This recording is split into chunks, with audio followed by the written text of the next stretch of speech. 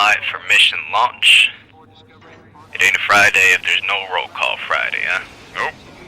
Well, the line's up. Yes, sir. They look good. That's as expected. We'll talk about it on the way up. That's on. Houston, this is Boston speaking. Mission launch for Roll Call Friday in 5, 4, 3, 2, 1.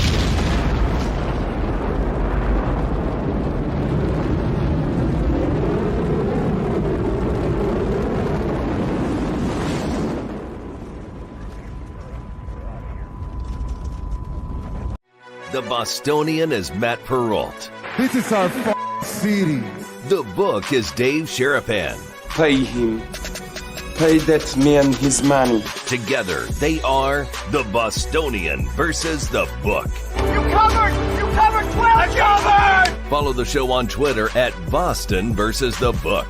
How do you like them apples? Bringing you the best insight on sports betting news, Matt and Dave's daily picks, and an entertaining and unfiltered dive into the sports betting industry. Here's Dave Sharapan and Matt Perrault. And here we go.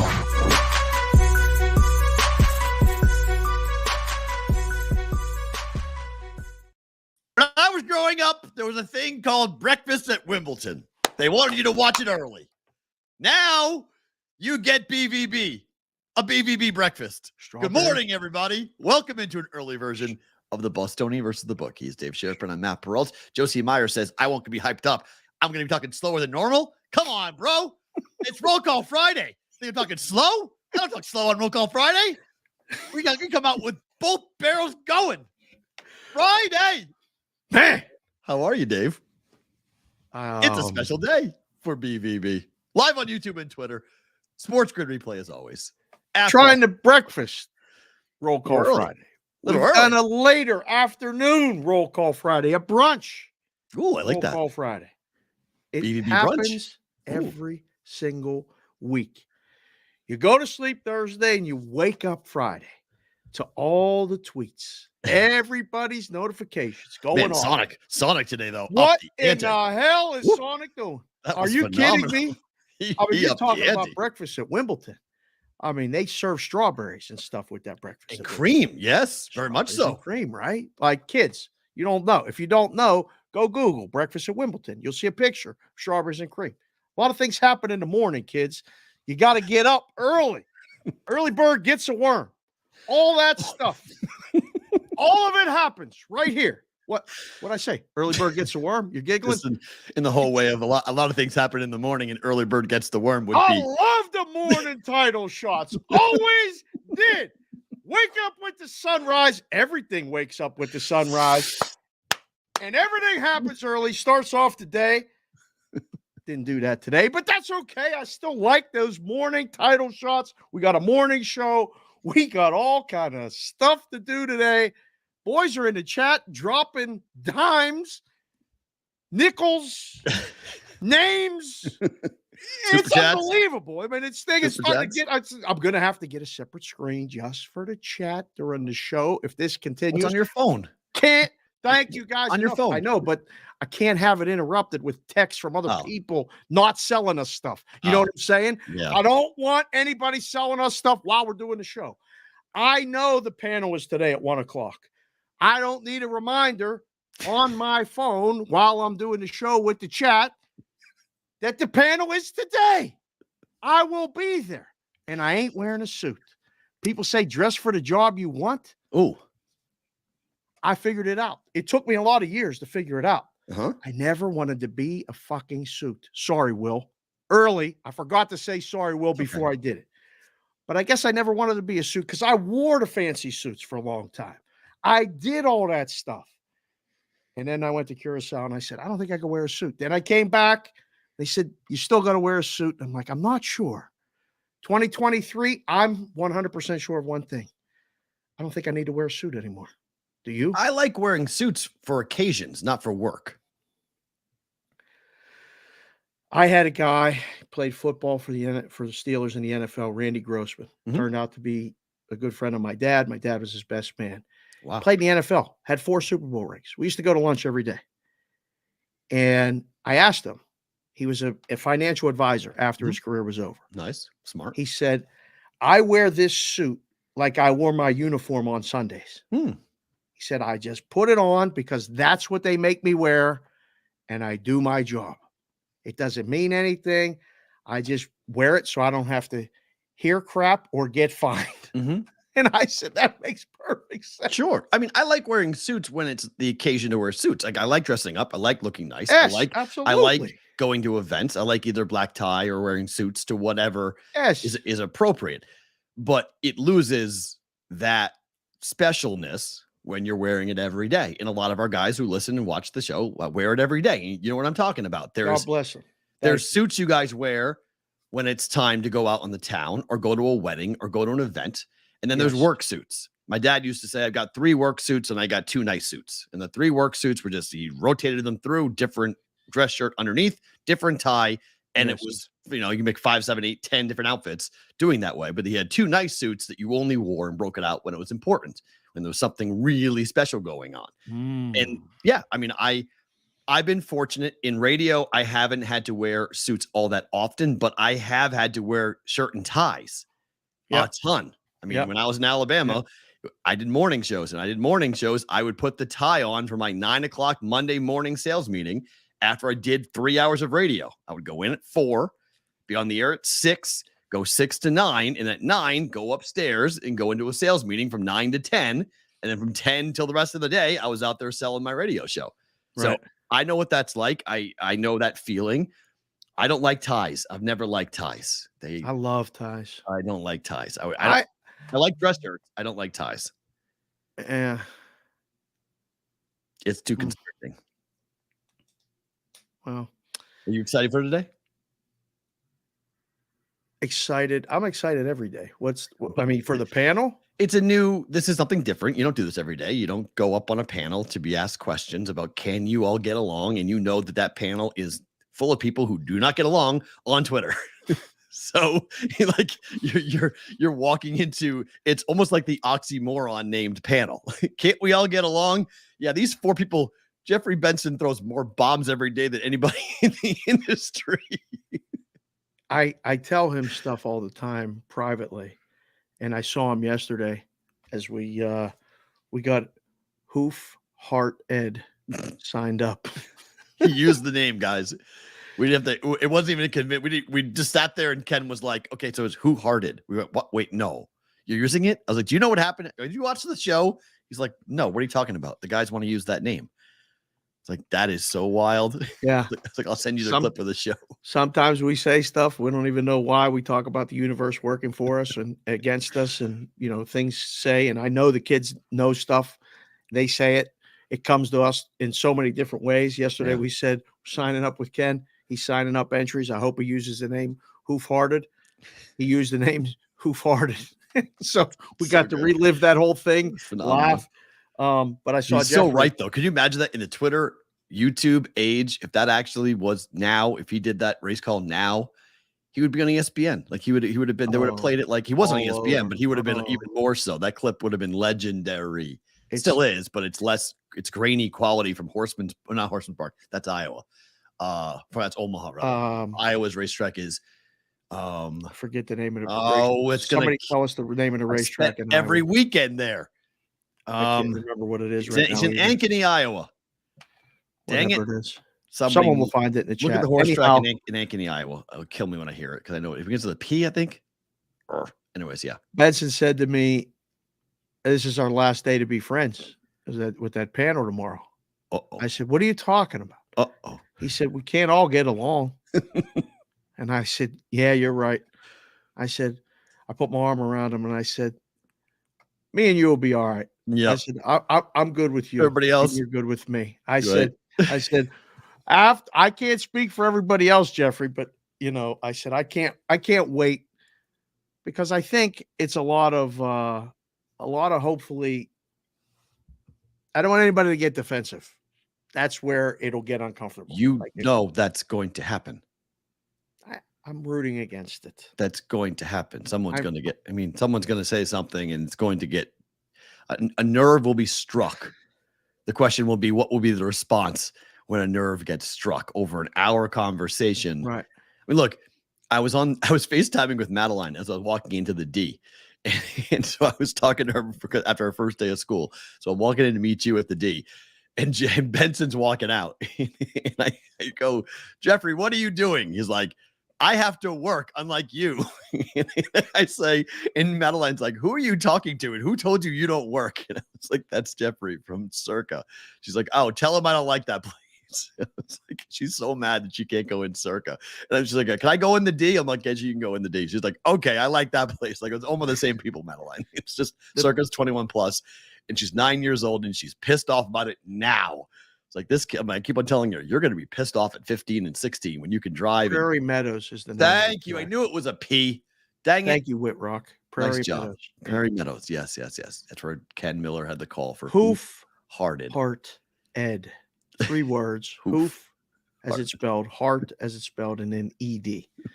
Google it on YouTube. Oh, you have to watch that. Someone will post the link in the chat. It. It is awesome. It is the funniest. It's great. One of the best horse calls I've ever seen. He was 35 years ago, I think he said it was. So good. That call happened. Yep. He's going to be, Ken Miller is a guy who Matt and Miller in Iowa and Des Moines was the thing for 2 years. And he's got 3 years left and he will be on the air for 30 years in Des Moines, Iowa. It is an unbelievable run. I've had 2 really great experiences. Todd and Tyler in Omaha have been on the air and have been number 1 for 25 years, but I think they've been on the air for over 30. And Ken Miller, who's been on the air in Des Moines for over 30 years. I mean, that is incredible longevity in the media business to be able to do that. It's very, very cool. Absolutely. I just want to let everybody know it's Roll Call Friday. We will do Roll Call Friday at 10 o'clock Pacific. Sounds good. So just so you guys know, but if you're in and out and you want to come in, just put right now. You can, if you're here, put your city where you're listening to without the roll calls, without the area code. Yeah. Just put the city because we like to see what different cities or countries. There's guys in Canada. We've had somebody in Germany.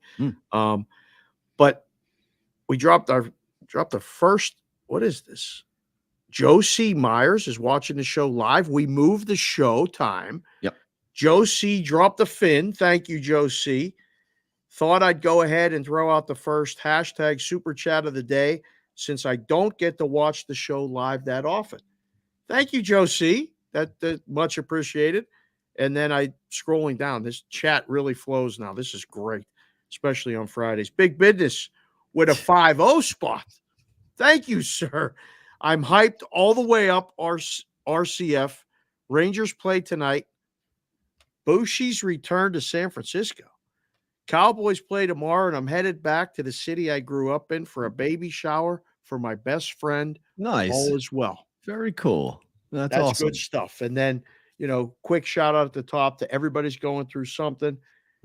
Saw some unfortunate news in the chat for a senior member of the brigade, Roger Long. Sorry to hear that. And then we got a guy who we both know very well, big part of what we do and who we do it with and for and things like that. Wishing him positive thoughts today as he goes through his procedure and everything else that he has going on. So we got a lot going on, boys. Just thank you for being there. Yeah, there will be news today. The Billy Walters, whether he says it or not, that will be news about Phil Mickelson. If he's asked about Phil and declines to comment on it, that's news. If he does say something about Phil, we'll get to the Phil part of the story a little bit later on. Phil did comment on Twitter last night. Did essentially own it in some ways, but denied some of the things in the book.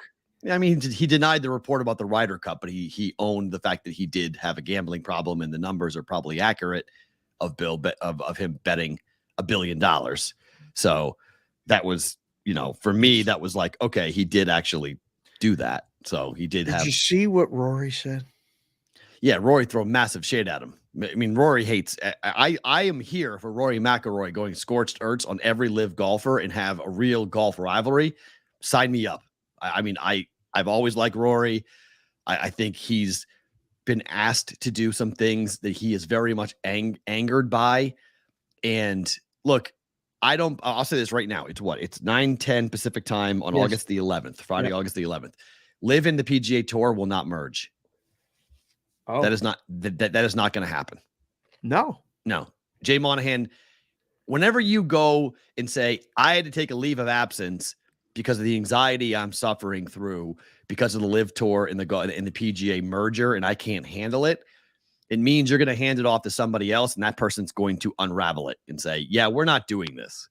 Because the number of people who have pushed back on it and the number of people who are angry about it, I don't believe the PGA Tour and Live will go through with this merger. And I think it'll be a very interesting time in golf because they thought they had to do it. But the way Jay Monahan did it without talking to anyone and springing it on everyone, including Rory, I don't know if that thing's going to go down. They had a written paper, a document of understanding. It wasn't even like an ironclad deal. It was just like, What the hell does that even mean? I mean, it just means we talked and, we had an agreement verbally and this is what we're going to do. And we could make this announcement to calm down the lawsuits. Essentially, it was to throw water on the burning fire. That was the money for both sides for lawyers. So, but I don't know. I don't think that's going to happen, but we'll talk golf more later on. Okay. What happened last night? CJ Stroud was bad for the Houston Texans. The team was not. Team played well. Patriots defense, the scrubs got annihilated. Big win for the Texans. Both teams covered last night. Both favorites covered last night in preseason football. But here's a bet. Would you bet Bryce Young over CJ Stroud, who has more yards passing this season? Yes. Minus 122 on Bryce Young. Yes. Why? Absolutely. I think Young's going to play more games. I think he's going to have more success. You? I think they both play the same. I think they're both going to start day one. I think both teams are going to roll with their rookies.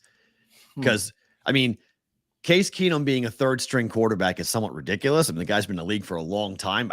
I think he beats out Davis Mills and maybe he starts the opener, but that would be the only one. Because I think Frank Reich is going to roll here and basically say, okay, we drafted this kid high. Let's go. Let's see what he can do. What's the backup plan in Carolina? I'm blanking on their backup quarterback. Put it in the chat if you guys know who the backup is. I don't. They have a veteran. I know they went and got some veteran help here from behind. Let's see. Andy Dalton.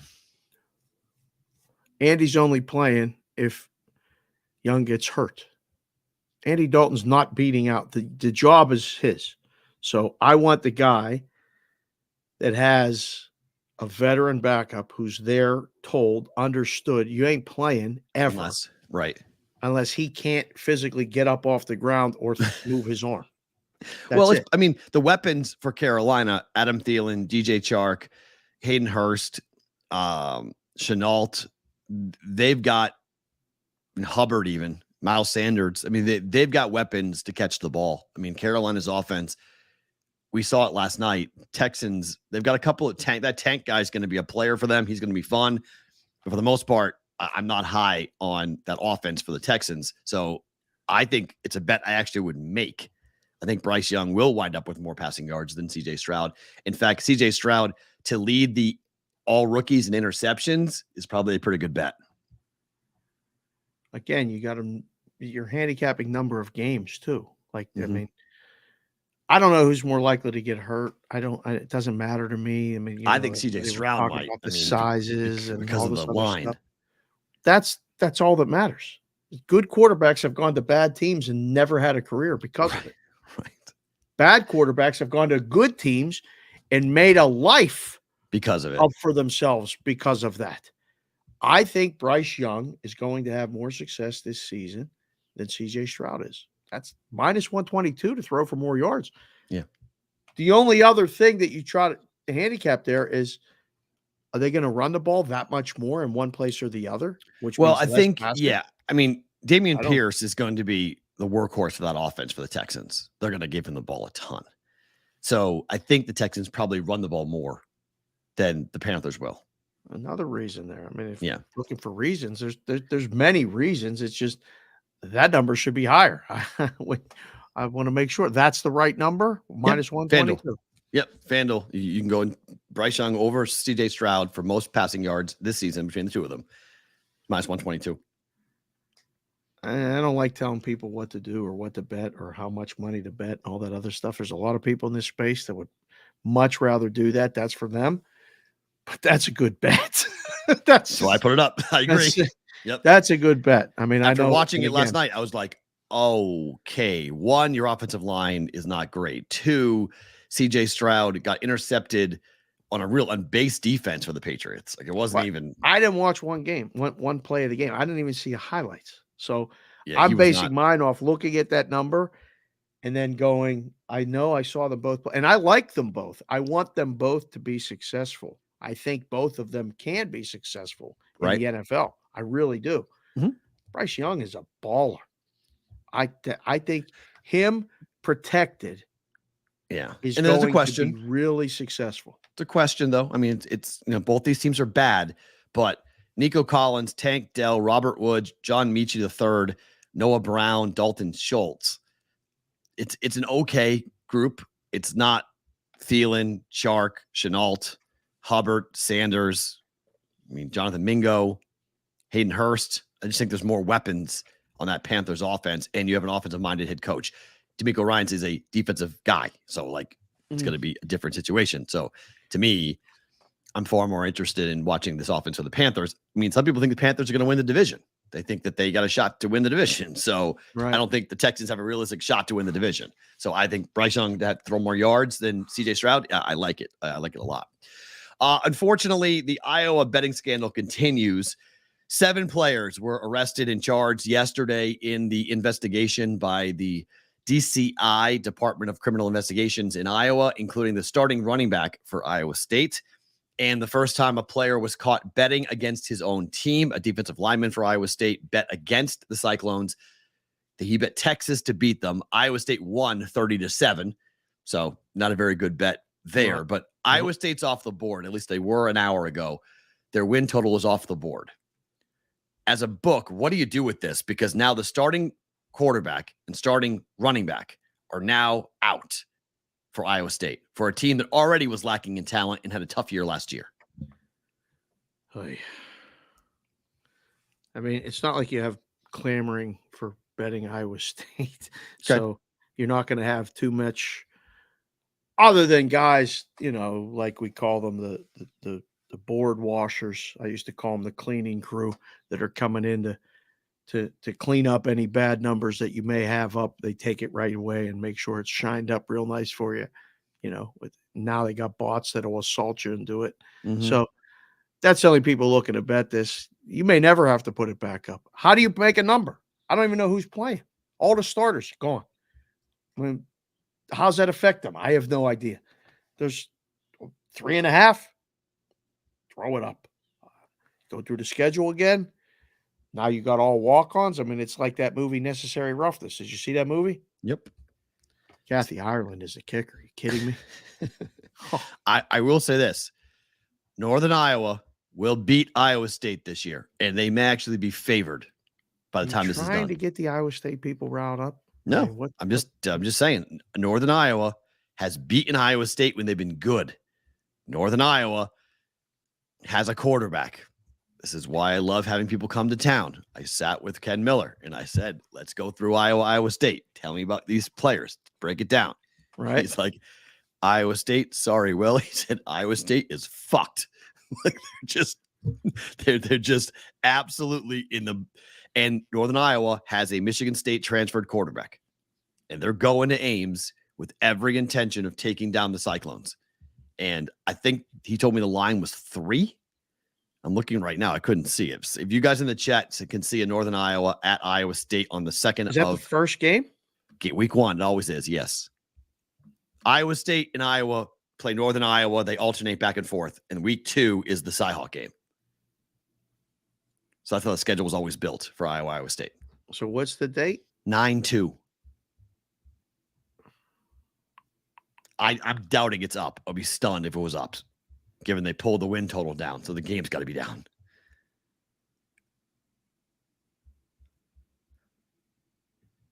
Oh, man, there's a lot of games that day. Yeah, it's week 1. It's Labor Day weekend. It's enormous. Holy cow. Haven't scrolled down that. It's an 11 a.m. Pacific time, 2 p.m. Eastern time start, if that helps you at all. I don't see it on my Yeah, odds. it shouldn't be find up. it on a book, but It'd be surprising if it's up just because they pulled the win total down. So I'd be surprised if any book has make it 3. have the game. I like But it.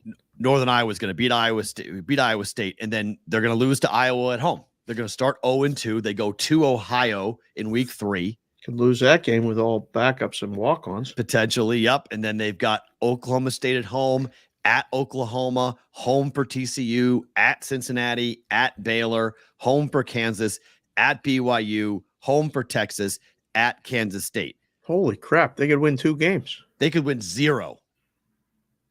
They could win 0. I mean, Matt Campbell should have taken the NFL and or another head coaching job because he is going down with that ship and he's just going to stay there now. And this is where he's a young guy. He's going to be, not Kirk Ferentz, but he's not. I mean, they're not going to fire him. Give him a big contract extension. He's not going anywhere. He's going to CBW said he said the Iowa State number's still up off short 5 season wins. I'd recommend if you can find that. Oh my gosh. Play that. Yeah. Under 5? I think you should do that. Actually, right now. Yeah. Stop watching the show. Don't worry about Roll Call Friday. Go find a line if you can find it at 5. Bet under. It's minus 130, right? Bovada has Iowa State season wins at 3.5. Thank you, DGen4TW. That's the right number. That still would bet under, but that's the right number. 3.5 is you just said all the teams and where they're playing the games. I think it's 2 or 3. They're max. I mean, they have to beat Ohio. Trouble. I mean, think about this, okay? BYU at BYU is a hellacious place to play, and Iowa State's never played there. So they got to go play the Mormons in Provo. Good luck that. That game's incredibly difficult. Kansas at home is a game you would think they would win, but Kansas is not joking around with what they're doing and what their offense is going to look like this year.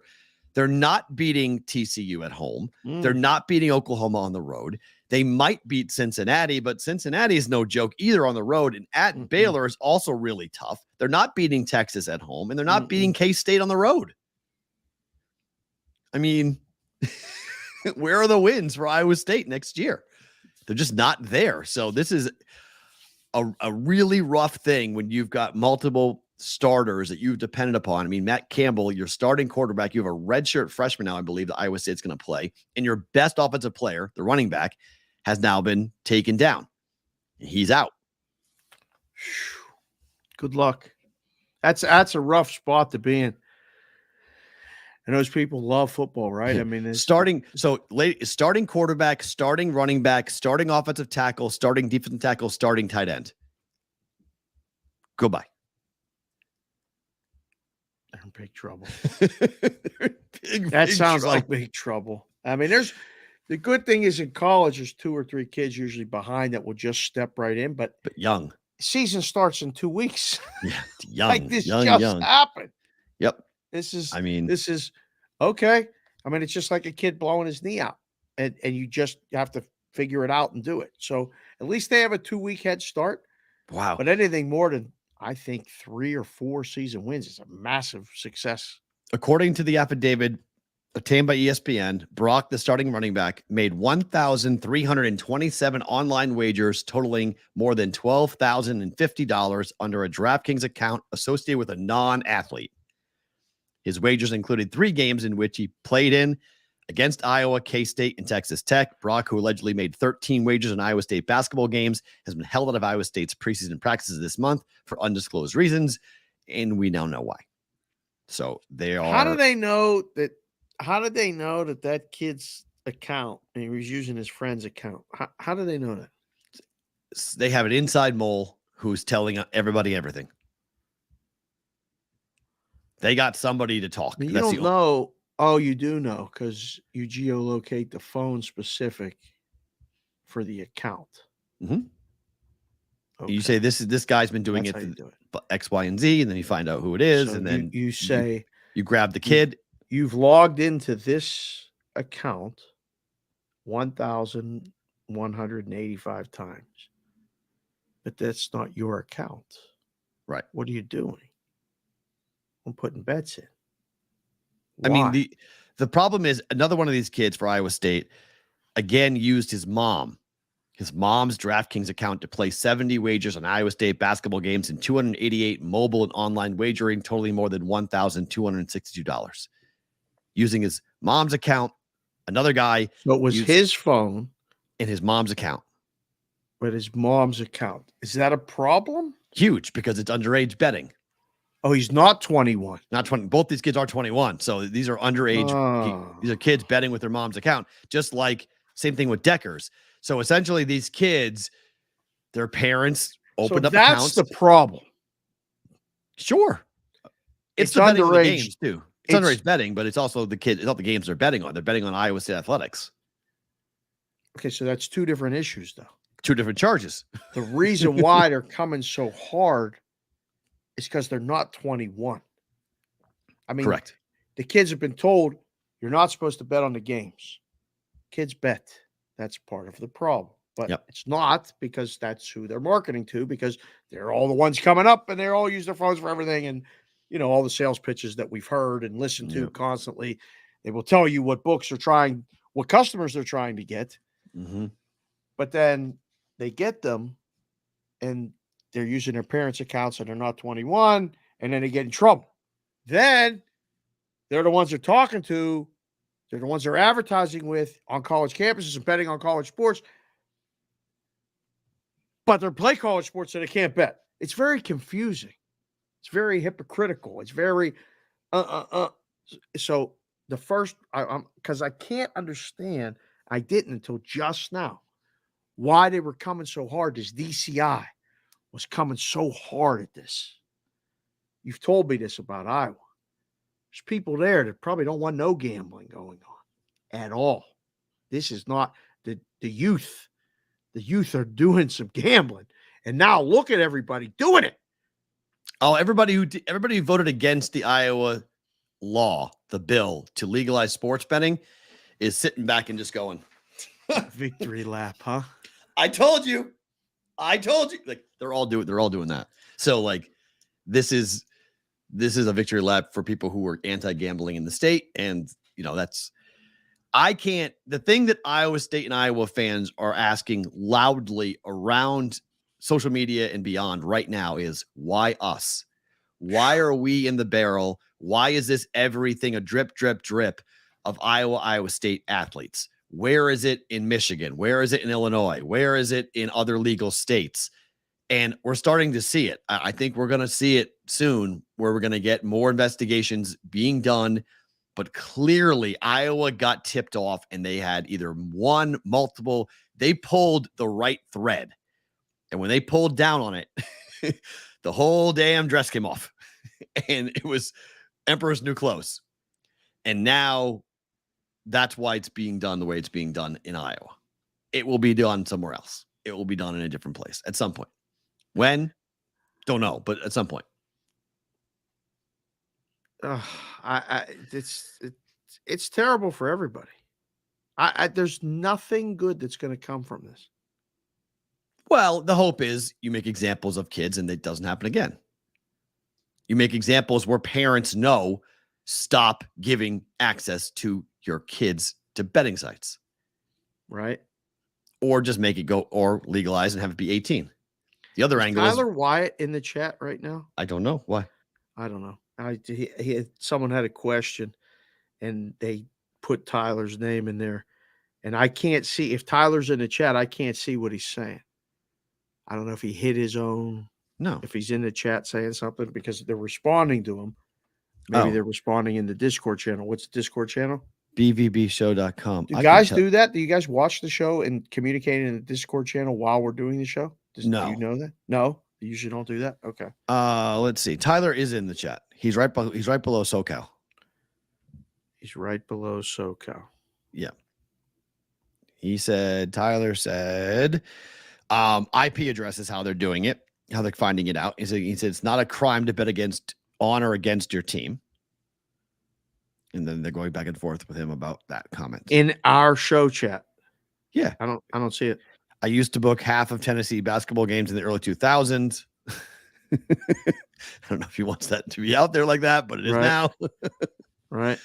So I don't see any of it. I don't see. I'm on the live chat. I don't see any of it. I don't. You see might be under. anything that Tyler Are you says. under top chat? No, I'm under live chat. Oh, I don't know. I can see it. It's there. He says, "I'm here, cuz." He's here. So don't worry about it. Focus. No big deal.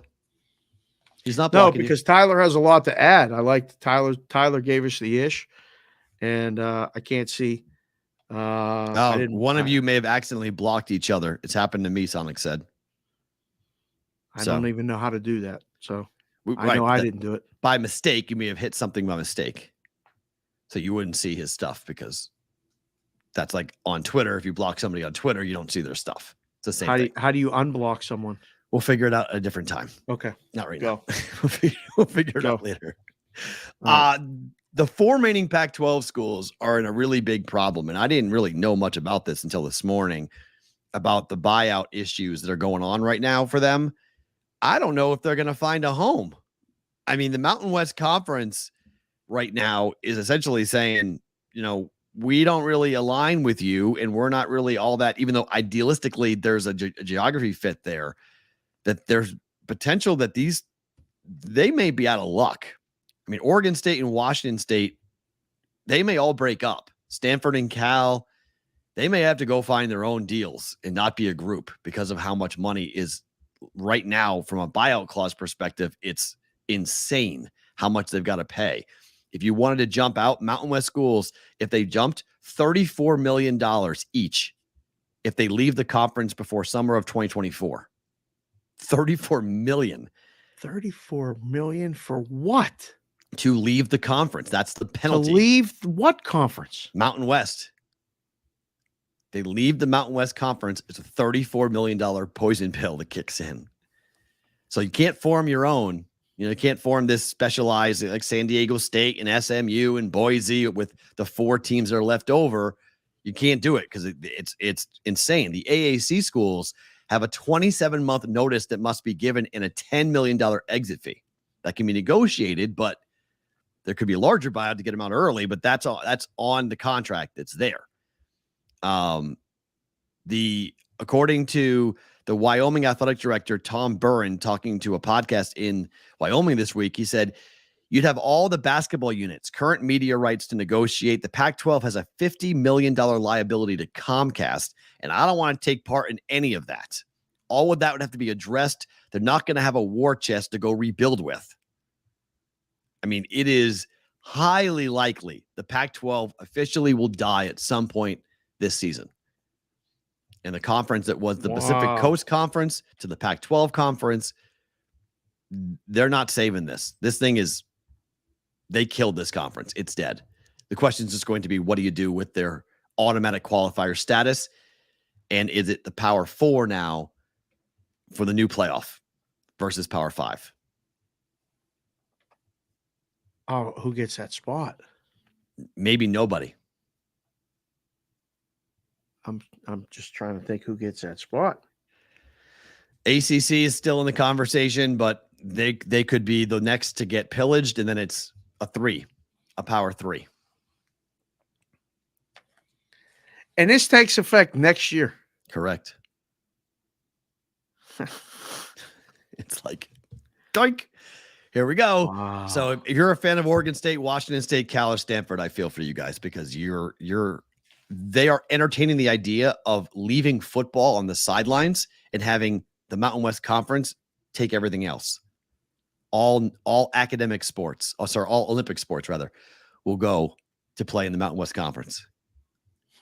Football gets left on the table to go fend for itself. Wow. It's going to look so different. Everything's really going to look different. Travel, alignment. It's going to, I mean, wow. It's coming fast. It stinks. It's coming really, really fast. But I think it stinks for, Oregon State has had an amazing rivalry with Oregon. That's dead. Stanford and Cal have both been academic powerhouses. And Stanford's produced so many unbelievable football players. Stanford wants to be a Power 5 school. Stanford believes that they are, we're academic, but we're also a football power. Andrew Luck, and there's numerous NFL players have come out of Stanford and been very productive. Coaches, very productive. Stanford is nowhere right now, alone. Man, oh man. Bad. I'm just thinking of the other sports. Yeah, Like the right. football, they'll figure it out. There'll be independence, I guess. And we're going to get more independence. Notre Dame, BYU, and now these schools. BYU's in the Big 12. BYU's an right. independent. That's They joined. right. They joined the Big 12. Yeah. That's a Big 12 I school. can't keep track. Right, but there's only one real powerhouse independent right now, Notre Dame, and they are very much on the wish list and potential joining for everything in the ACC. You know, if Notre Dame were to join the ACC like they want them to, that saves that conference. But Notre Dame wants insane amounts of money because the negotiation with NBC, they keep all of the money. They have a monster deal with NBC. Right. They don't share it with anybody. Right. They don't want to share it with anybody. So they would come in and be like, yeah, that's fine. We're keeping all of our money, our own media rights. We'll join. That's what they've always said. We'll join your conference. We're keeping our rights to ourselves. We're not giving you our media rights. Right. Which there's no point of joining the conference then. Right. So, Damn. The NFL announced a new streaming service yesterday. NFL Plus is now going to be a thing.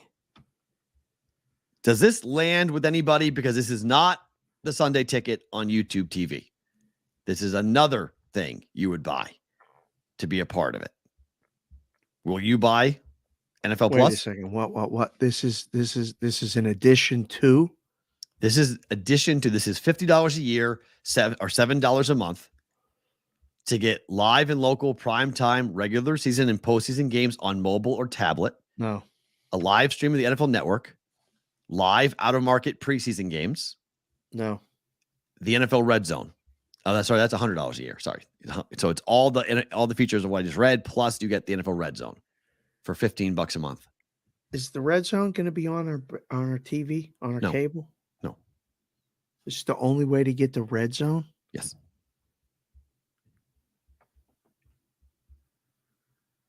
The Red Zone is a valuable resource. It may be the only way people watch NFL. Oh, no, I'm sorry. I'm wrong. I just read it. I'm wrong. NFL Red Zone will continue to be widely distributed across the United States via major cable, satellite, telco, and streaming pay television providers. So it still will be there. So I apologize. If I can get it on the TV, I'll keep it on the TV. I will not pay additional to get it on my phone. There will never be a time where I would need to watch it on my phone. I know people like to watch it on their phone. My phone is this little, it's a big phone. Mm-hmm. It's big, and the screen is very nice right here. That's the 14 plus you have. That's a big phone. The TV on the wall, much bigger. It is, but and I like watching it you're on not the wall. you're on not the home. TV. Sometimes you're not home though. I'm pretty much home every Sunday. I will watch games, and then I watch if I need to. I will watch them later on my time but I like to watch the games. I don't know. For a decade, my lunch was after the morning games kicked off in the book.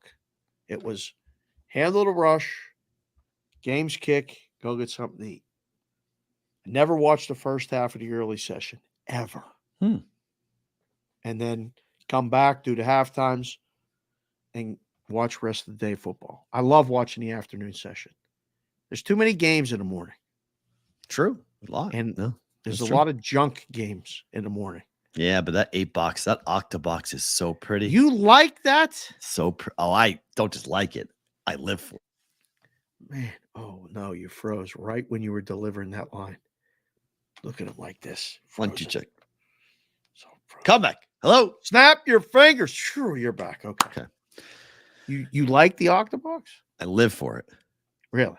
I love it. I love the Octabox. The Octabox it's the best part of the week. I love it. 8 games going simultaneously. You can move around, and I own my own sports bar. It's so funny the way I operate when it comes to sports and Sundays, because food is such a monster part of what I do on Sundays. So like I've never done this, but Madeline and I started talking about doing this. I'm going to sit down and I think I'm going to start to plan menus each week as to what I'm going to have on Sundays. So like, I think could this going to do? What? Could this be a show? I don't think people really will give a flip about me making food, but I'm going to make, I don't know, food and football different types of wings. with Perrault different- and Sharapan. I don't know. I love the whiskey. I've got all of these amazing cigars from our God. friends at Malalabe Cigars. Oh, you're that guy that shows up in the book that wants to drink and smoke cigars and watch games. But I want to cook too, though. I want to smoke. I want to try different things. I've not made a pulled pork in a while. I've not made a brisket in a while. I've made wings, but I haven't made smoked wings in a while. I got a bunch of plans for a lot of stuff I'm going to start to do. It's just, I love cooking and smoking meat so much, but football is such a big damn part of it. And to have it, I started looking through it and I was like, damn, how many different meals am I going to have to make? Because the idea is either I thought about making it on Friday and then bringing it on Saturday morning, and then I'll just cater the entire thing that we're going to do every Saturday morning. Okay. There may be some of that going on, but then I got to Okay. figure out if I can do the show and cook on Fridays, but that's possible. I may cater the whole thing. So I may do the Friday smoke to Saturday meal and then have it, because I could do a brisket and then I could eat it all weekend. So that could be, we could do brisket in the morning for breakfast, then we do brisket during the show. And then, so like, Chat is blowing up because they're saying in the chat yeah. what I was thinking in my head. yes. You just saying, I love smoking meat. I did the giggle and the smile, and I'm like, it's phenomenal. he just kept going. I didn't even want to because it's the you truth. were on a roll. It's the truth. I've not been to the butcher block here in town in a while. I can't wait because I had to buy a new smoker because my old smoker, I used it too much and I broke it. So I got to get a new one. So You broke that smoker? I broke the auger. Yeah, I used it too much. So remember all the rain we had over the wintertime? Yes. Even with the cover on it, all those pellet smokers, all those things are those pellets. It's condensed sawdust, right? That's how it burns. Well, the problem is that if it's humid, they blow up and they expand, and it blew up. You hold on. You blew up the meat I didn't blow smoker? anything up. The cover. You blew up the meat smoker? The auger. I had a vertical smoker, so the auger was underneath. The auger is what turns and drops the pellets into the fire. They blew up. The moisture in the air, it's never humid here. So then it got, over the winter, it was extremely humid for about 2 weeks. We had rain every day. We had snow or rain. Remember that snow or rain period? Yeah. That we had? Yeah. That caused the pellets to expand. Oh. And in order to fix it, you have to take the auger off and clean the entire thing out. It takes How do you hours. spell the word auger? I think it's Auger. I honestly never heard the word auger until you just said it during this. It's the motor that Okay. All right. brings the sawdust, the pellets to the fire to burn the fire. But there's 15 just something minutes until roll call Friday for the people here. Chef Benny dropped a super chat. Omaha Steaks sponsor the weekend menu. That'd be great. Good, E yeah. Wheezy with a deuce said I'm your barbecue guy. Let's talk, me and you. Let's go. Wheezy must tell a little something about barbecue. Hit me I up here missed because one. Hold on. SoCal DGen with a deuce. Deuces for everybody, whoever's watching too. Said yes, cooking and food spread streams are popular. they are, but I don't know I don't know if I want nearly. I'm not that good of a cook. I follow recipes and I'm not I'm not Michael Simon here. I could go out in the backyard during during COVID and start creating these recipes. And, I like to follow other people's stuff and watch how they do it. Cause one of the nicest gifts a listener ever gave me that I still have to this day, they sent me the master's class for the guy who runs Franklin Barbecue in Tennessee. So I have access to literally 24 hours of video that the master's class is supposed to be like $150 or whatever, but he downloaded all the videos and he sent it to me. So I have all these amazing videos to watch. Can you send them to my wife, please? Sure. Yeah. Because it's she's live so fire. interested in all of that. Really? Oh, she'll love it. Oh, she'll love it. Absolutely. It's so fun. If nothing else comes out of this venture and us, helping these put in the picks and all this thing with the proxy service. Yeah. If you teach my wife how to cook, I will be indebted to you forever. Aaron Franklin is an unbelievable chef. He runs Franklin Barbecue, arguably one of the biggest and best barbecue joints in the entire country. And he does master's class. And I live in a community where I can't do live fire. It pisses me off. It's the one thing. Like the older I get, the more country I'm getting. Real country. Starting to get real country. Okay. I'm starting to want to be in open land and be able to go ahead and have big fire, and nobody can tell me I can't do it. I'm getting that feeling from you. So like the South put its roots inside in my heart. And the older I get, the more I'm like, I watch barbecue shows. Like people who watch reality TV shows, I watch barbecue shows like crazy. Like if you have a barbecue competition, I've watched it most likely on like every platform. I absolutely love them. I love watching them. I love the idea, the food, the different styles, Southwestern versus Eastern versus North, really do. South. Oh, I absolutely love it. I think it's such an interesting barbecue to me is such a wild, fun thing. When I retire, okay, my goal really is I want to go back to being 24 when I'm 64. I want to have a gigantic RV. I want to go around the South. I want to pull my smoker. I want to go to different places and different barbecue. Okay. I want to go to Charleston, South Carolina. I want to go to Savannah, Georgia. I want to go to all of the great barbecue places because there's some phenomenal barbecue people. This is in the South. In the South, I want to go to the South. Snow's Barbecue is the one thing I didn't do in Houston, and I have to go to Snow's at some point. Okay, it's an hour north of Houston. I got to go there because I didn't get to go there. But like the shows on Netflix, if you're a barbecue people, there are so many good barbecue shows on Netflix. Chef's Table is an awesome show, which I've watched every episode of Chef's Table because I'm a foodie, but their barbecue Chef's Table is phenomenal. It's absolutely nothing gets me more jacked up for football season than food. You're in a different space right now, talking about smoking meats and being jacked up and all this other stuff. It. And this is Whitrock just came in a chat and said, lifting and listening to this show and attempting to not laugh mid-set impossible. Be careful. Don't make sure you have a spotter, Whitrock. Perrault smoking meats, driving RVs, drinking bourbon. Hell yeah, man. This is paint that barbecue sauce on the meat. Oh, or dry rub. Let's go. I'm gonna dry rub some stuff up. Let's go.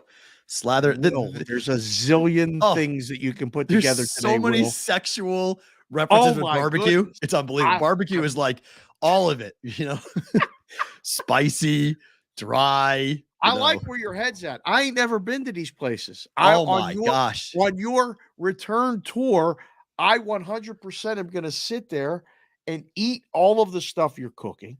We are going to meet a bunch of people. I think this is our future. This could be. I don't know. It's such a wild. The Southern going to recreate that. Do you remember Todd Blackledge? Yes. Do you remember when he used to go? Remember when Todd Blackledge used to go around to all the different restaurants where game day was? Of course. I want to do that job. That's what I want. I want to go and take a film crew and go to all these incredible places to try all the incredible barbecue because it is such a cool culture. And because my mom is a big chef. I grew up cooking. I grew up in the kitchen. I love making food, but it's the Southern different styles of barbecue. And then the football containment to it, the connection that you have from food, smoking meats, cigars, drinking, hanging out, and the low and slow of it. There's just something really special about it. It's just something really cool today. Oh, it's so good. And slow of it. Oh, it's so fun. It's such a cool deal. I mean, there's something, and people who are barbecue will know this. The smoke, when the smoke hits the fire for the first time and it's early in the morning. Hold on. Smoke hits a fire early in the morning. Yeah. Yes. It's like 6 a.m. Yeah. It's just you. It's a drink, whatever you have. Mm-hmm. Everyone else is asleep. Yes. You're awake. The fire's crackling and the smoke comes up and the smoke first hits the sunlight in the morning and you got an 8-hour cook going. Yeah. There's like, that is my version of heaven. Like that is my version of like, you want to talk about where I am the happiest person on the planet. Yeah. I'm a happy son of a bitch. Then I'm one happy person when that happens, when I got that crackle going and I got that going, I got a coffee in my hand. You can put a little Irish cream into it, whatever you want to do to get ready for the day. Right. And then, you got an 8-hour cook, 10-hour cook, 15-hour cook, whatever it is. There's nothing else like it. because there's football going on. You got games on. You watch the games. You check the meat. Go ahead, make sure it's there. Got to keep it moist and tender. I'm going to give you all the good stuff now. So you got it all going on. You got to make sure you keep track. This morning show is working. We may have to move the show to the morning where your head's at today. I just love it. I have been watching. This is where I am right now mentally. Mentally, I am literally planning menus out, going, what am I going to make? How am I going to make it? What Randy Scott is unbelievable. If you guys don't know who Randy Scott is, go look him up. His stuff, he's got 3 sauces that I can't wait to fully cook with because I've cooked with it before. But like my friend TJ, who lives in Alabama, we do exchanges. There's things here in Alabama and in Vegas he likes that he can't get. And there's things there in the South I can't get. So every football season, we do a trade. I mail him a package. He mails me a package. I cannot wait to get his package. I'm going to give you all of it. I'm going to give you all of it. It's going to be phenomenal. I'm just leaving now. Just finish the show. This is fun. Oh, it's so good. This is great. Yes. Zach the Hat said, "Isn't this a gambling show?" Well, sometimes it is. Sometimes, Z, it is. Zach the Hat. It's both. The lawyer asking questions. It's a food show. This, please. It's a people show. Kind of wild. This was. I remember when ESPN signed the deal with Caesars. Yep. You and I were pushing the odds. Yep. And it was, whoa. Here comes ESPN. Bless you. Thank you. Here comes ESPN on ×2 on the Strip. Yep. They're getting kicked out. Caesars is go. See ya. Bye. You're now ESPN bet and you're with Penn. Goodbye. The only property Penn owns here in town now is the M, right? Yep. So we're moving the whole operation to the M, which is what, 6 miles off the Strip? I drove there every day for 7 years.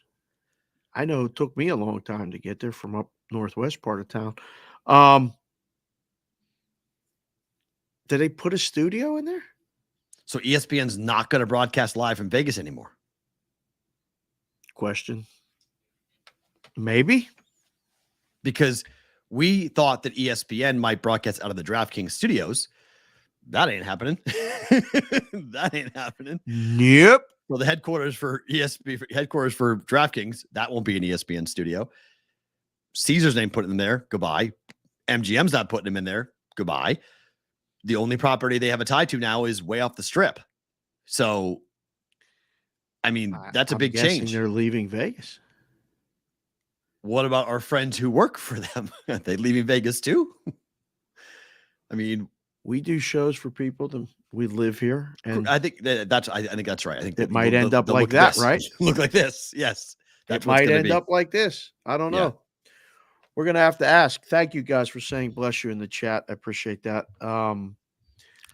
So let's do, we don't want to go. We don't want to go to that studio, right? We're not going down to there in that traffic. I just was asking. It's awesome. There's so much eye traffic and people traffic. It's great. It's unbelievable. It's right it's awesome, in the middle. I just did it going to the Paradox Museum. No, am I not going there every day? I literally would open a vein and just end it all. I let you do that. If I had to go, I let you do that every day. I am not doing. We'll do the show from home. We're good. Yes, I'm not. I don't care where we do the show from. I'm just not doing the show from there. I'm not. That is going there right now. I feel so badly for anybody who works on that part of the Strip. And every single day they have to fight horrific traffic. And this is like, look, I've lived in Houston. I've been to New York and LA a ton. Yes, I know other parts of the country. You guys have, I guess not LA or Houston, but New York's got public transportation at least. You can get around it. You don't have to park your car. Right. There's nowhere to park. Not only can you not get down there, there's nowhere to park your car. It's horrific right now down there. So yeah, no, thank you. Not interested. Let's do. Let's do. Anybody was watching it. But... Let's do 32 teams or 32 teams and 32 shows. Let's do this, and then we'll get to Roll Call Friday. Circa Million, Circa Survivor. You guys know what's going on right now. Both those contests, zero rake taken, $14 million up for grabs. Circa Million, 5 picks per week against the spread. Circa Survivor is pick 1 winner per week to stay alive for your share of $8 million in the Survivor. $6 million for Circa Million. You guys have $14 million available. No rake. For more information, go to circasports.com. Team of the day, the Denver Broncos are the team of the day. Denver last year went 5-12. Win total this year, 8.5. Books a little higher on the Denver Broncos. This is the second team we're doing in the AFC West. We already did the Raiders, right? Yep. This is the second team. Yep. Totals what? 8.5. Flat? Flat on most books. Okay. Reason to be excited. New head coach Sean Payton won a Super Bowl with New Orleans, and the schedule is easier than most outside of the division. Problem is, they're inside the division. They have the AFC West. They got to play the Chiefs twice, Chargers twice, Raiders twice, which is not going to be easy for a Broncos team. Reason to be concerned, can they win on the road? They had 1 road win last year. That's not it. Good. That's not good. And then how much does Russell Wilson have left in the tank for the Denver Broncos? Overall, before the schedule, what is your opinion, feeling towards Denver heading into the year? Optimism, or year one's going to be tough with Sean Payton trying to change the culture? Russ looks done. Yeah. I saw Russ play well at times last year, but I thought less than bad, like if I was trying to divide it, I'd say it was 70 bad, 30 good. Year before, maybe it was 50-50. I've seen the decline, like in my opinion. Again, in my opinion is just one man's opinion. I like watching quarterbacks play, like making, thoughts and watching film and listening to people talk, and like they're talking like, oh, it's the coach, oh, it's the system, oh, it's this. It's not. It's Father Time has caught up. He doesn't get out of the pocket as well as he did. He's gotten hit more in the last 2 years than he did in the first 10, and he's taken some shots. And 3, it just looks like you have to be able to move inside the pocket and then make plays. He was able to do that for a long time. He's moving. He's throwing picks that are bad picks. And it's just, true. Yeah. And it's like, it's causing the team to lose. So where he was moving and making those extra plays and they would win games, he's moving and making those plays like he's 25 and getting confident and causing picks. And then it's just not working. So can that change? Maybe. I don't know. Can we find 9 wins? Open up at home against the Raiders. They'll win that game. I gave that yesterday to the Raiders. Home for Washington. They should win that game. I go 1-1. At Miami. Lose. At Chicago. Lose. So I have them at 1-3. And here we go with 4 games. Home for the Jets, at the Chiefs, home for Green Bay, home for the Chiefs. They win one of those. Agreed. I think they probably beat Green Bay at home. I have 3. They could win 2. They could win both home games, but that's 3 home games. Wow, they better win 2. They better win 2. I only have 3 wins so far this season. I have 2. They hit the bye week 3 after week 8 at 2-6. Then they go at Buffalo. Loss. Home for Minnesota. Win. That's 4 for me. I have 3. Home for Cleveland. Win. That's 5. Oh, boy. Can Cleveland go to Denver and win? Thanksgiving weekend? I mean, they could. All right. I'll give it down. I'm with you. I'll give it to Denver. All right. So I think that they split that. Okay. So I've got 3. I have 5. At Houston. I have the win there. I have that as a loss. Okay, 4 wins for me. At the Chargers. No. At Detroit. Maybe. No. Home. I'll say no. Christmas Eve, Patriots, Broncos. Oh, In Broncos Denver. are winning that 6. It's a house of horrors, so I'll give it 5. I'll give it to Chargers at home. They'll win that game 7. 5. Home for the at the Raiders. They can win that game 8. I have 6 wins. What's the total? 8.5. 8.5? It's a little bit. That's a little bit extra. No? It's the Peyton factor, right? They think that Sean Payton's going to come in and change everything. Well, I mean, that's are they going over 500 or under 500? That's the bet. That's a great number. I'd like under. You have 6? Yeah. I don't think they're going to be very good. Did they finish last in the division for you? Are they worse than the Raiders? They're close. I mean, they're close. It's DraftKings has the under juiced at -114. BetMGM has it at 110, but 8.5 is the number. Wow. I mean, to me, it comes down to, well, if Russ is cooked, like you said, and Russ doesn't have it, it doesn't really matter who his receivers look like. It doesn't really matter if he's got weapons, but there's been some pretty big injuries already to the Broncos. And I mean, they thought Tim Patrick was going to be a big weapon for this team, and he's hurt. He's out for the year. So you already lost. Judy is there. Sutton's good, but if Russ isn't any good, it doesn't really matter. The running backs are okay. Defense was good last year, but I don't know how good it'll be again this year. I just think with that schedule, it's tough. I mean, they're in the wrong division. They play the Chiefs twice before the bye. I mean, you don't want to play KC twice before a bye week. You're going to get ruined. Right. I mean, everyone's talking about guys. Put your area codes and city in the chat right now while we finish this up, because we're going to do the Roll Call Friday exclusive here on Bostonian versus the Book coming up. Oh, look at that exclusivity. I just think you look at the road games and how bad they were on the road last year. You look at the home games and the division, and I don't think it's going to be a good year in Denver. I just don't think the weapons are there. I don't think Russ is the guy. And I mean, Peyton's trying his hardest. I think Peyton's shot at Nathaniel Hackett is sort of a deflection as to, like, this guy left me with a pile of turd. Like, I got nothing to work with here. Like, kind of let's make headlines aside from the team being bad.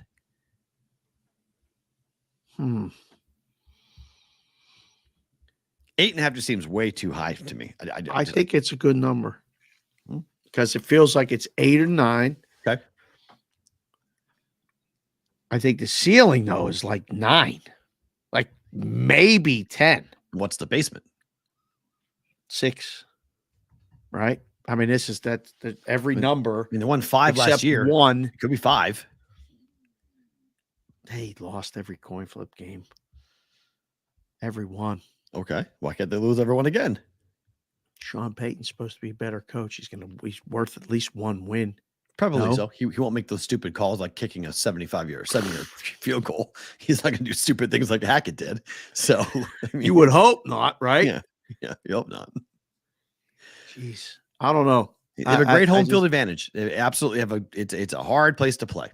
Playing at Denver is tough to go play. Do they have a backup? What's their backup situation? Denver's Broncos backup. Denver Broncos' backup quarterback. That is a really interesting question. I actually don't know the answer off the top of my head. I don't know. Denver's backup quarterback is Jared Stidham from the Patriots. And Ben DiNucci. Yeah, they got nothing behind them. Russ better not get hurt. Yeah, they got nothing behind them. Otherwise, it's an under for sure. They got nothing behind them. I would bet under 8.5 personally. Yeah. I would go ahead and do that. All right. It is the time of the week that we call Roll Call Friday. Excellent. All right, here we go. I just saw a super chat pop in from SoCal DGen with a fin. 949 Riverside, California, 73 degrees Fahrenheit and cloudy. It's a great day for Roll Call Friday. And also, happy birthday, early birthday, Dave. Thank you, SoCal. Appreciate you, sir. We'll be seeing you soon, hopefully. Here we go. Oh, man, these comments with this meat. I just scrolled up a little bit. You got everybody today. Meat sweats. You got everybody with the meat sweats. We're talking meat curtains, meat sweats, smoking meat, all kind of stuff. Omaha Steaks, write the check. Let's go. Look at that little. JC. Do you see the balloons? You see that from Private Jim Rat? That's so cool. No, I still can't see Tyler. I'm distraught that I cannot see Tyler. I somehow blocked Tyler. Somebody's going to have to tell me how to unblock somebody because I didn't know how I blocked them. And I definitely would have never blocked Tyler.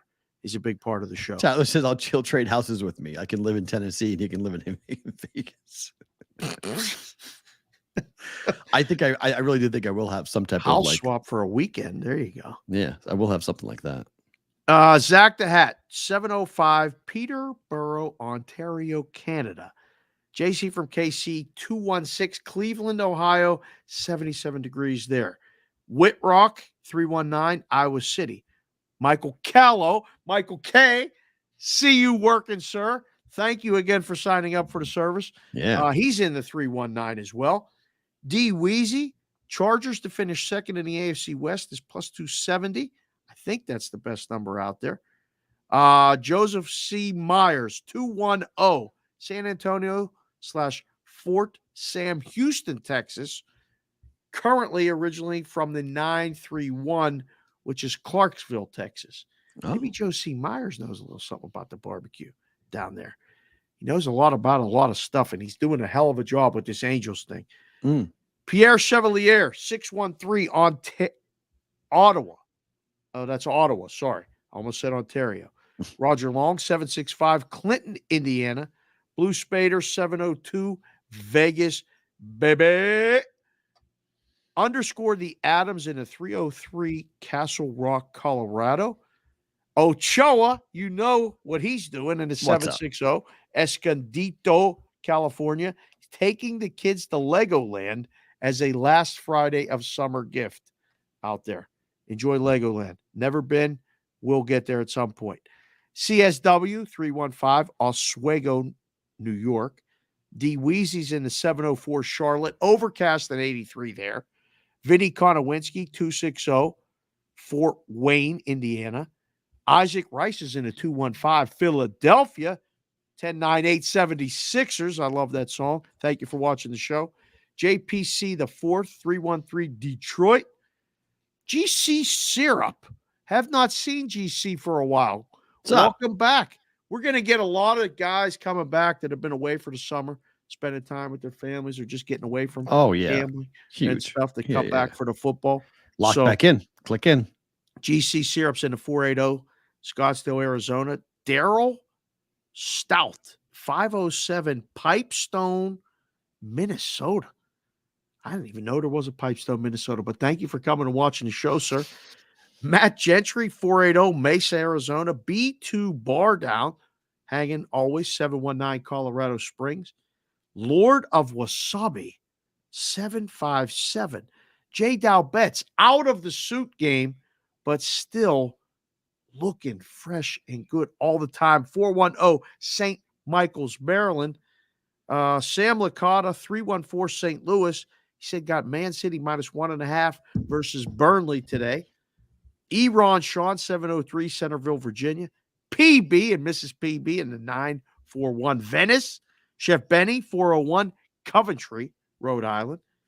Sonic, 602 Phoenix, home of the 8-loss streak Diamondbacks. Remind them, bet against. Mikey Awesome, 757 ODU, renaming it BVBville. Ooh, okay. I didn't know about that, but if that's on the docket, let's maybe go there and do a show. That would be pretty cool. Thank you, by the way, to JC from KC for putting us on the scoreboard last night. That was amazing. At the Patriots game. Great. That was fun. I had no idea, but I saw the tweets. Good job, sir. Big Business, 361 Three Rivers, Texas. Oh, wow. 956. By the way, CBW is keeping track of the number of states that you're listing. So unofficially, he's at 20 states in one province so far. Almost half the country. Crap. We almost Really? almost representing half the country so far. I love you guys. I swear to Roll God, Call this is Friday. That's so incredible. cool. DGen 4TW's in 704 Charlotte, living in the 972 Dallas. 125 degrees in Dallas yesterday. People ask why the Cowboys train in California. That's why. Mhm. That's why for spring for training camp. John Serrett 304 Oak Hill, West Virginia. That's good to see. Jay Buck checking in from the Encore in Boston. I would love for Jay Buck to be able to stream the show live on the screens in the book in Boston. If we can figure out a way to get that done, that would be pretty good.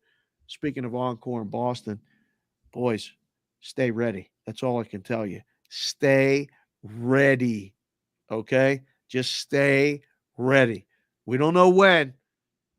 We don't know yet if, but when we do, the alarms will be sounded. I'm just telling you right now. And Jay Buck, you're going to be a point guy. We'll see you in person. Matt Lambert, 516 Long Island. Oh my goodness. Then I got to scroll down here. We got Matt Armbruster, 970 No City. I don't know where the 970 is. Raymaker, 412. Pittsburgh, PA. Deuce Daly, 603. Wyndham, New Hampshire. Is that a Nice. place? Yes, it is. I've been there many times. 77 degrees and sunny up there in Wyndham. Chris Covey, Mr. C, 843. Ali Akbar. That can't be our Akbar. Is that Akbar? No, that's Akbar. That's a That's different what I thought. Ali Akbar. Wyndham, 716. Wyndham, New Hampshire is where Canopy Lake Park is. That's what I thought. Really? Big every rite of passage growing up in going up to Canopy Lake Park. Yes, very big amusement park in Wyndham, New Hampshire. God. Jim Gagne, 301 Silver Spring, Maryland. Sorry I missed you when I was in town last week, but I'm glad you're busy. We'll get it. He DM'd me. We were going 1,000 miles an hour. This is really tough. Yeah, but we're gonna have Jim next time you're in town. I promise you dinner on me. I apologize that we missed you. That's my bad. I still cannot see Tyler. Tyler's texting me. I don't know what state he's in right now. He's now Tyler said, let's see, 865 most of the time, live in the 828 today. 828. And then last one, throw it back to you. Santiago Garza's in the 970 Grand Junction, Colorado area. Tell Emerson to get the string cheese ready. No, Jay said those are some sketchy roller coasters. And he's totally right. Really? Canopy Lake has some really sketchy roller coasters. Like sketchy, like you get on, you're scared you ain't gonna make it. You're gonna die. Yeah, yeah. Scared. Like there's a wooden roller coaster called the wooden roller coasters are the best. Hurricane or something or other that they got. The hurricane or the typhoon or it was the scariest, like the rickety, like you literally thought it was not good. It was not fun. Like it was definitely a fear factor. Scary thing. So all right, Brigade Proxy Service NFL story of the day. You guys want to join the Brigade Proxy Service? Hire us to run your proxy betting. You're betting for your picks, not betting, excuse me, your picks for the upcoming football contests, whether it be Westgate Super Contest, Circa Million, or Survivor. You can text us 702-570-8255. We have signups today, tomorrow. We're very busy. You can get on board. We'll be at Circa for most of the day today. So if you're going to be in town or you're in town for Bet Bash and you need it, text us and we'll take care of you. 702-570-8255. That is 702-570-TALK. This comes from your neck of the woods, and it's pretty interesting. Skeens? Brian McFadden believes the Bengals will miss the playoffs, and he says Joe Burrow's injury is more significant than they are telling us. Really? Former Steeler saying this about Joe Burrow.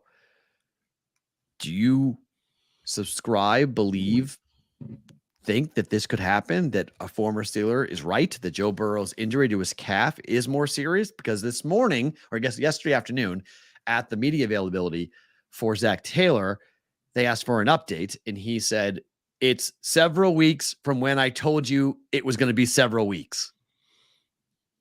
That was his answer. Fair. If Joe Burrow don't play, half the season, Bengals aren't winning that division. If he tore his Achilles, he's not playing this year. Oh, don't put that on Joe B. I love these glasses. I love wearing the glasses. I love Joe B. Just telling you. If his Achilles is torn, he's out for 18 months. He's out. Then what? What is Cincy's backup plan? They Super Bowl 2 years ago, Goodbye. AFC Championship last year. Years goodbye. Right. Then what is we'll see in 2024. Like that's what that means. Man, oh man. It's Trevor did they make the Siemian playoffs. If he's more serious than what is being said, which is a really hard thing because you're the medical professional on this show. I am not. Right. If it's that bad, there's no reason to play him if you're 2-7. Correct.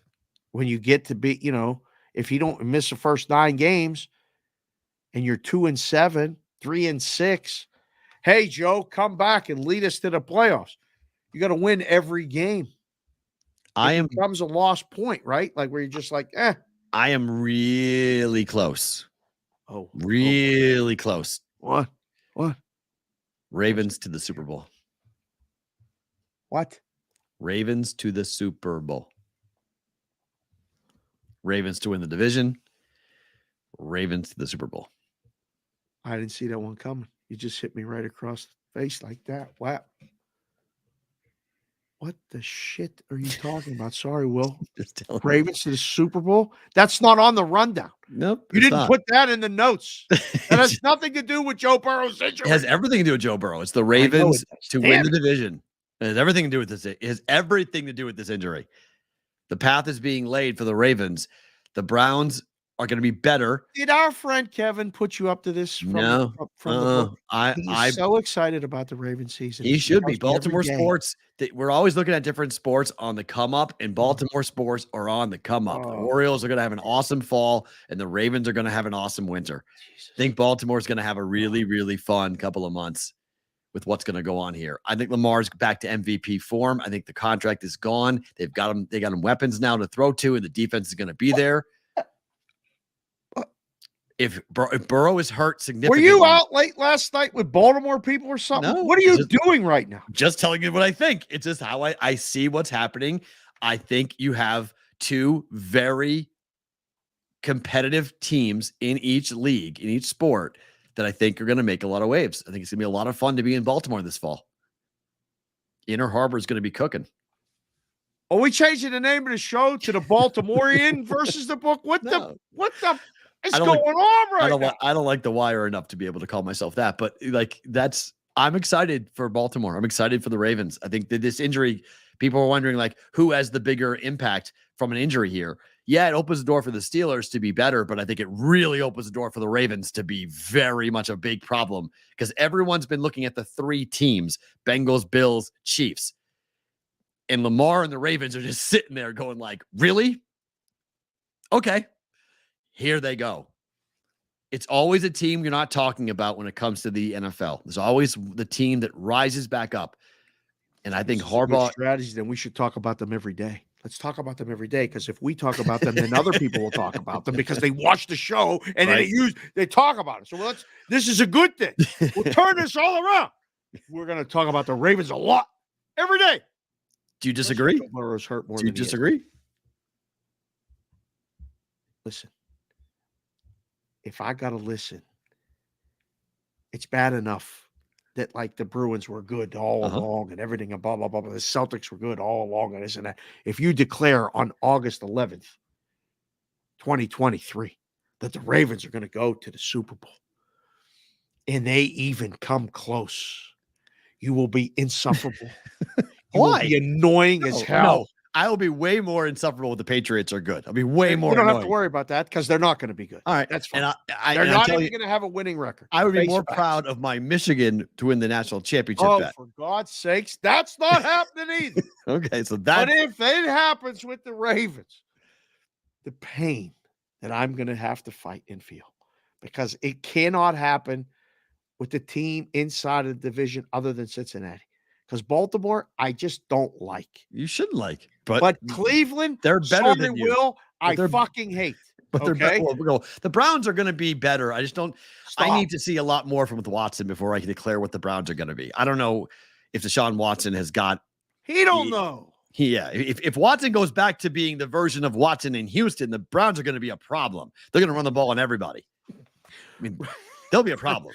Crunchy Beaver just came in the chat with a 10 spot. I thought he was gone. Crunchy Beaver's back, baby. You Nice. brought him back. You're bringing everybody back with the Ravens proclamation. He said with a 10 spot, and it's now yellow, which is perfect. Every color code is coordinated with the. I guess this is great. But it popped, and he said, "Ravens to the Super Bowl?" ? Can I book that, Dave? Perrault, you're out of your mind. All right. I think people need to acknowledge that the KC Chiefs are not winning the Super Bowl. In fact, they're not even going back to the Super Bowl. Okay. There you've done it now. We haven't seen a back-to-back title champ. Look we haven't seen a back-to-back champion in 03 and 04. It's the same bet. You should parlay it with the Eagles not winning the East. The Eagles are not winning the East. Okay. The Dallas Cowboys. Fine. You can say that, but the Dallas Cowboys are going to win the East. Okay. The Philadelphia Eagles are not winning the East, and the KC Chiefs are not winning the Super Bowl. And I don't even think they make the Super Bowl. The views expressed right now are the views expressed from Matt Perrault, not the Bostonian book. We still will take sponsorship from Kansas City Chiefs. Travis Kelce is great. But the receiving core for KC is Kadarius Toney, Marquez Valdez-Scantling. He's good. And Sky Moore. Sky can play. Sure. Yep. You're the best quarterback in the game, and that's his receiving. Double team Kelce, make everybody else beat you. Good luck. It's Patrick Mahomes. Great. It's Patrick Andy Mahomes. Reid. Patriots had Tom Brady. Bill Belichick. And Andy Reid's a great coach. It's a very similar situation. The Chiefs are not giving Mahomes weapons because they can't afford them. They didn't give Brady weapons. They finally got him a weapon, Randy Moss, and they didn't win the Super Bowl. Yeah, but they went in multiple. They had Aaron Hernandez, and he had 5 weapons. He went off and won multiple championships with weapons. He didn't have good wide receivers his whole career. Didn't need them. What do you mean? He had 2. Patrick Mahomes don't need him then. Show me Wes Welker. Who is on that roster that's Wes Welker? Who's Julian Edelman? Show me 2 names can be the Wes Welker for the Chiefs. MVS is not Wes Welker, and he's not Julian Edelman. Gronk, Kelce. Julian Edelman is a great wide receiver. Julian Edelman is a borderline Hall of Famer. There are people who want to put Edelman in the Hall of Fame. Okay, I'm not one of them. I'm not one of them. I'm not one of them, but there are people. No, there are people who look at his numbers. His postseason numbers are stupid. So some of the postseason numbers. Okay, a Hall of Famer. You say Julian Edelman, you think Hall of Fame? You need these glasses more than me. You could. What are you talking about? I didn't say I would put him in, but he's in the conversation. I can have the conversation. You can have the argument with Edelman given the look. Just go back. There's moments. People say we didn't land on the moon too. That don't mean it got to be true. I mean, I'm just telling you, Edelman had an unbelievable career. His postseason numbers are stupid. They're of the best. And there was thoughts he may have set the all-time number for receptions and yards in postseason history. He's on top 5 and all those things. Chat, is Julian Edelman a Hall of Famer? Yes or no? Just put I it said in, no. yes So you know, I said no. But there are people who go Google, is Julian Edelman a Hall of Famer? And you will see stories that are written for people who say yes. You know not to believe everything you read. I'm just saying he's in the conversation. So the receiving core for the Chiefs this year is a problem. No one is willing to acknowledge that because of Kelce, and I give you that. But they have not given him the weapons that he needs. Juju Smith-Schuster is in New England. Tyreek Hill is now with Miami. There's guys, they're going to run the ball more this year. They're going to have to. And if they can't run the ball, just saying. We have a very divisive poll result about Julian Edelman being a Hall of Famer. There's 2 people that said yes. Yeah, Chef I said Benny no. And PB, both of which have Boston ties. Correct, but I'm just saying the world is like hell no. No, you can't say hell no. I mean, you can't say hell no. It's not. It's not automatic. Rainmaker Lou 512 said fuck no. Sorry, well, okay, that's fine. You got to still bet because, I mean, look, Is headline NFL.com, is former Patriot receiver Julian Edelman a Hall of Famer? There's a full article that's on it. Okay. Steve Smith Sr. Hell yeah. When I think of Edelman, I think of a hard-nosed, tougher-than-snot wide receiver who played far above his draft standing throughout his career. When the Patriots needed to move the chains and Brady needed a target, number 11 always answered the call. More importantly, he always showed up in the postseason. Okay? Okay. I mean, that's just one guy who played the position said yes. Okay? That's fine. Nate I think there's a Burleson. discussion. I just Nate don't Burleson. think he is. There's an argument to be made against him, but I'll make one for him. Edelman benefited from playing in a perennial contender, but he also made himself known as one of the most clutch postseason players in NFL history. Yes. The ridiculous catch he made in the Super Bowl against the Falcons, one of the best I've ever seen, ever. Without his effort on that play, the Patriots might not have come back with an epic comeback. Plus, he's second to the GOAT when it matters most for postseason stats. Edelman dominance showed when it mattered most. Get him that gold jacket. Just saying. Resident of Amherst, Massachusetts wrote that. Who is it? Nate Burleson? No, this is an interview. This is Nate Burleson says yes. Steve Smith Sr. says yes. Not Do me. they have a vote? I hope they vote for him. I don't know. I'm just saying there's an argument to be made about Julian Edelman being a Hall of Famer. I say no. There's an argument to be made that, that somebody should be president or not. You can make all the arguments you want. Apples and oranges. You're not pushing back. You're not pushing back. All you're saying is he's not. I'm just telling you people are saying he is, and you're answering with this. He's not. No, I'm just telling you he's not. Okay. Look at his numbers. His postseason numbers are one thing. This is a Chief conversation. This is not an Edelman conversation. And the Chief conversation is the Chiefs are not going back to the Super Bowl. Okay. And they will have a more difficult year than they've had in years past. Do they win the division? Probably. So they win 11 games instead of 13. I'm just saying the Chargers, if they stay healthy, this could be the year for the Chargers. Okay. The biggest IF is will they stay healthy? They have a horrible head coach. Has you all over the place. This is great. The morning start time. This is great. What do you mean? We're on the air right now. It's 10:30 in the morning. We're on the air. This is where we start We're the show. Almost done. Right now, but we're on the air. We're all on the air. Chargers. This is just what we haven't got into any of this stuff. Like this is all stuff I've been thinking and going through. We just haven't talked about it yet. These are all I have over the summer. These are all my predictions in my head, which have not come out because it's not football season. It's now football season. Food and football. So we go. But the Chargers, if they stay damn healthy, they can win the division. I'll say the Chiefs are going to win the division because I don't believe the Chargers can stay healthy. But there's more weapons in LA on that offense. Mahomes is Mahomes. But top to bottom, if it's healthy, if it works, if they stay on the field, look out. Right. For that Chargers offense. But Ravens. The point was the Ravens. And I do think the Ravens are going to be a fun team to watch. Okay, a couple quick things before we let everyone go. A study says that 46% of sports bettors are predicting that ESPN Bet will become the nation's most popular sports book within the next 3 years.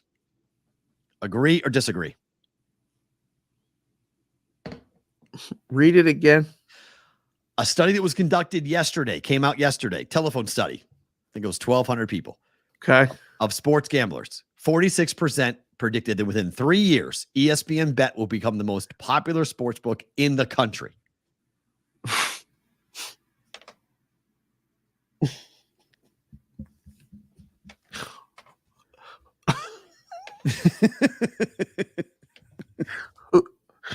Hold on. Okay.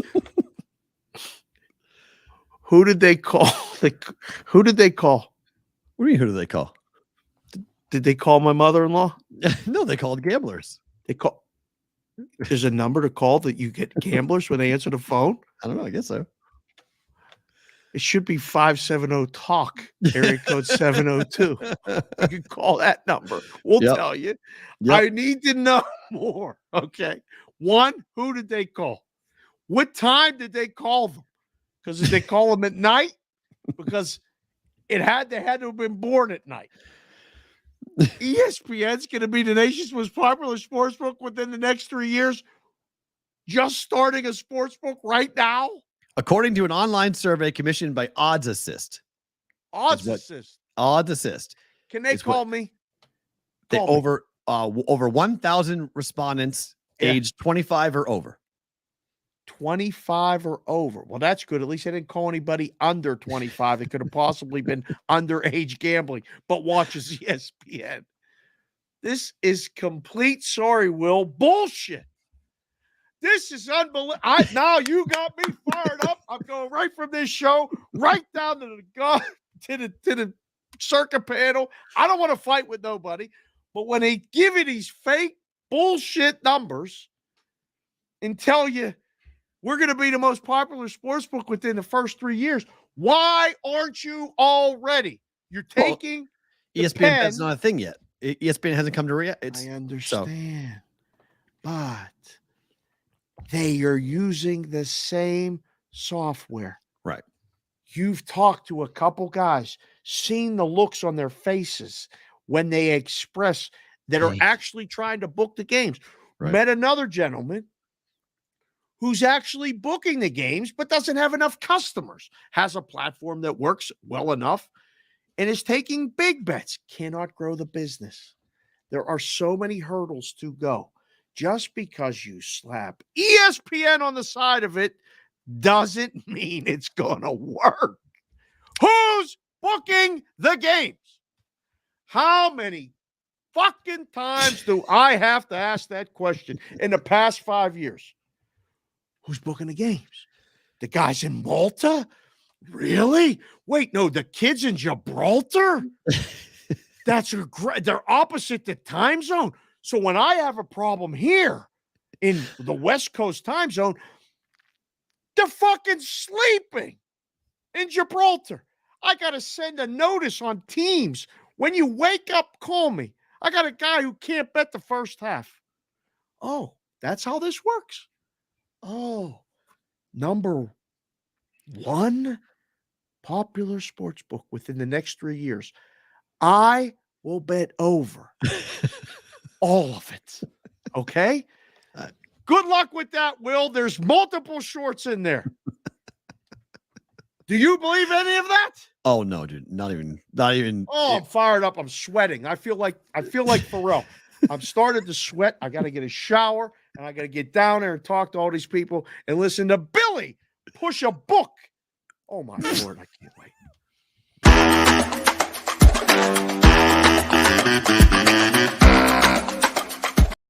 Better to book it. Time to roll through it. Browns laying 3 to Washington tonight. Book it. Just because. Anything you say with preseason, I'm booking. How'd you do last night? I'm only 0-2. It's not that bad. I'm booking it all. All right. Aces team total over 93.5 tonight against Washington. First home game since they got whipped by the Liberty. What's the total? Full total in the game? The full total in the game now is 169.5. Line's 18.5. Damn, son, we got to have a blowout. Oh, yeah. We got to get over 93.5, and they're not going to score 70? That's the average team total for Vegas is 93.5. This is an average game for them. It's only because of the fact that Washington tends to slow the pace down. I'll go under. I'll say book it. Under for the Aces or under for the game? The game could go under, but Vegas can win the game. No, 160. I'm going to go Vegas team total under. Okay. I think they score just Friday under night that. here, sold out crowd. They're going to run it up. Blow up. They're going to run it up. After what happened in New York, they're going to run it up. All right. I'll still book it. I feel like I wish the total was in the 170s. When you said what is it? 169 and a half. Yeah. Both games are 169.5 tonight. Something's up there. Yeah, I'll say book it. Pace of play mostly. I mean, it's Washington wanting to hold on and not wanting to go too crazy. It's at FanDuel now it's juiced 93.5. It's juiced over -120. Oh, so shading it to the over. Okay, for that. Orioles Mariners over 7.5. It's a hell of a baseball game. Mm-hmm. Over. Orioles are the third best over team on the road. Yeah, Castillo's not been pitching. Good. He wasn't good last time out. He got wrecked. Not good last time out. Give it 7 earned in 3 innings. And the bullpen's Over 7.5, huh? Yep. I'll book this one too. Okay. This is a playoff game to me tonight. This is Ooh. 3-2. This is exciting. This gave me something to watch tonight. Although there's a zillion people here. I don't know. I cannot be responsible for what happens tonight. What do you mean? There's going to be a lot of people. I tried to explain to Jess when she left today. Just so you know, there's a lot of people spending their last night in Vegas tonight after this Bet Bash thing. I'm going to have to go out probably. We have a couple signups. We got to time right, and it's going to be a long night. So Kyle Gibson, I think, gives it up tonight. We'll see what he looks like, but I think he gets hit tonight. Yeah, favorite thing about today is what? Well, I mean, after you asking me about ESPN being the number one sports book within 3 years, that question alone might be the best thing about today. No, we're just getting started. I mean, we got this. We packed in a couple videos this morning for the Pirates. We had a couple phone calls, reached out to some friends that are coming next week and the week after. We did an early Roll Call Friday show, and then we're going to do a panel with Bet Bash and all those people that are in town. I can't wait to say hello to some familiar faces and meet a bunch of new ones.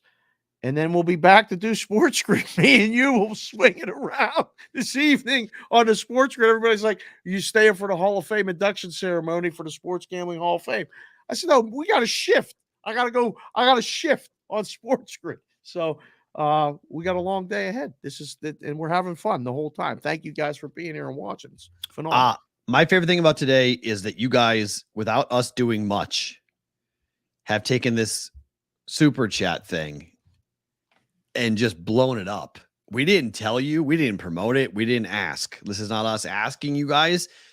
You're just jumping in, and you have, just so you guys know, you have spurred some really fun conversations about some really cool stuff that we might be looking to do this coming season. We're taking meetings, had a long call on it last night, and we're trying to figure out what we're going to do for football in terms of how we keep things going from a content standpoint. And so be on the lookout. We've got announcements coming. It's the 11th of August. I would say within a week or two, we'll probably have another announcement as to what we're going to be doing. But there's a lot of really cool things happening. I just want to let you guys know how thankful we are that the ownership you guys have taken, the support, you guys are keeping the show alive. People are paying attention. People are like, "What the hell are you guys doing?" And we're like, "Look, that rumble you hear, that's a stampede that's coming. It's going to be here at some point. Do you want to be a part of it or not? Yes or no?" Because it's growing bigger and bigger and bigger every single day. Every Roll Call Friday, there's more energy, there's more interest, there's more passion, and we could not be more appreciative of you guys. So thank you from all of me, Dave, and all of our families for everything you guys are doing for us.